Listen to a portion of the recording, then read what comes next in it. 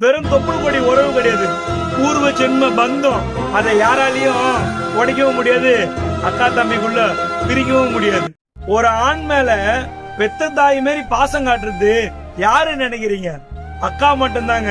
இத நான் ஏன் சொல்றேன்னா, அவனுடைய சின்ன வயசுல தன் அக்கா தம்பி கைய புடிச்சு நடக்க வச்சு அழகு பாப்பா. அதே மாதிரி அப்பா எதனா தின்ற பொருள் இருந்தா கூட தம்பிக்காரன் அடம் பிடிச்சு பிடிங்கி துண்ணுவான், அதையும் விட்டு கொடுப்பா. ஏன்னா தான் தம்பி இல்ல. வீட்டுல பார்த்தா எப்பவுமே ரெண்டும் அடிச்சுங்க. ஆனா தம்பிக்கு ஒரு பிரச்சனைனா அக்கா விடவே மாட்டா. தம்பி கிட்ட யாரா சண்டை போட்டாலோ எதனா ஒன்னாலோ ஓடி போய் கேப்பா, நீ எப்படி என் தம்பி சண்டை போடலாம், அவ்வளவுதான் உனக்கு அப்படின்னு சொல்றதுதான் அக்கா. நாளடைவுல தான் தம்பி பெருசாயிடுவான். ஆனா அந்த அக்காவுடைய பார்வைக்கு அவன் வெறும் சின்ன குழந்தை தாங்க. எல்லாரும் சொல்லுவாங்க அக்கா தம்பி பாசலாம் வீட்டுல இருக்கிறீங்கன்னா கல்யாணம் பண்ணி போயிட்டு பிறகு அந்த பாசலாம் கிடையாதுன்னு.